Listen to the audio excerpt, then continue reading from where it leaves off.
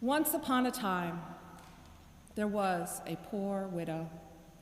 She was pretty old, 55, and had lost her husband 10 years before.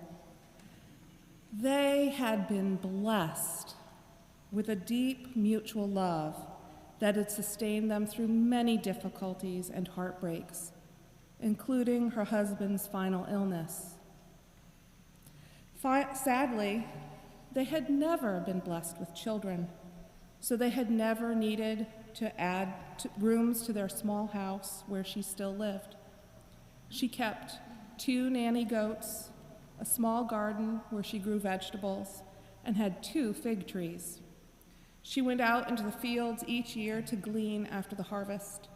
She walked a short distance to a deep well with sweet, cool water where she saw many friends and learned all their news. 3 years ago, when her neighbor had been unable to nurse her newborn, the widow's goat's milk had nourished the infant, now a sturdy toddler. Ever since her neighbor had sent over fresh bread every day,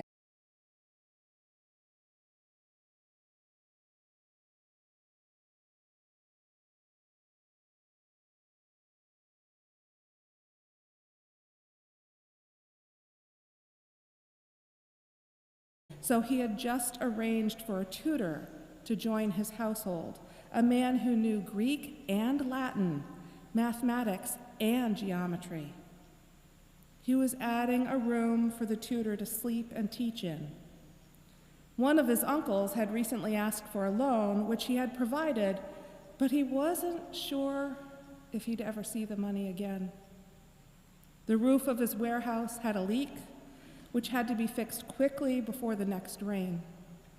He was anxiously awaiting the arrival of a shipment of goods from Alexandria that would sell quickly, but it was already a week overdue.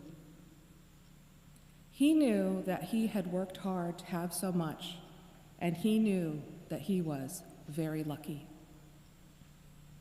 One day, the widow and the rich man both made the journey to the temple.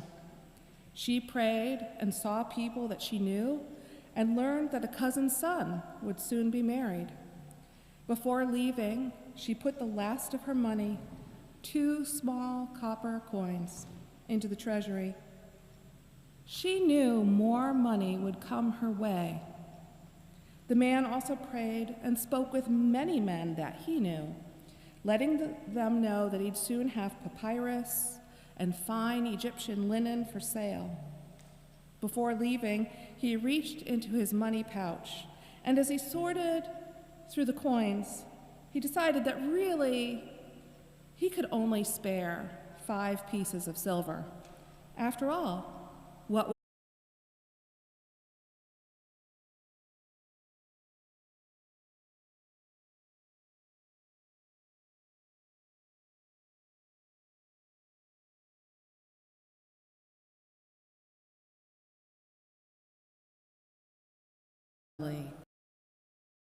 so only maintain his status by appearing. He would hate to ask his father-in-law for a loan or to tell his wife that she cannot have beautiful silk and fine linen garments. He would hate to be seen as vulnerable, and if he gives too much at the temple, he might end up in a financial bind. He knows he's giving far more than many of the other worshipers today. Surely it's plenty. After all, he could buy all of the widow's assets with the money he carries with him. I began by focusing on the second half of this passage to highlight the widow's faithfulness and trust in God. She's a great example to highlight how she has done as we should do. Acknowledge God's care in the past and God's care in the future. But I would be remiss not to speak to the first part of the gospel reading. As Jesus taught, he said, "Beware of the scribes who like to walk around in long robes and to be greeted with respect in the marketplaces and to have the best seats in the synagogues and places of honor at banquets. They devour widows' houses and for the sake of appearance say long prayers. They will receive the greater condemnation. For context, Jesus and his disciples are now in Jerusalem at the temple at the very end of his public ministry. It comes just before his prediction of the fall of the temple and the Passion. It follows his triumphal entry into the city and a series of incidents highlighting the corruption of the temple and the growing controversy between Jesus and the religious authorities.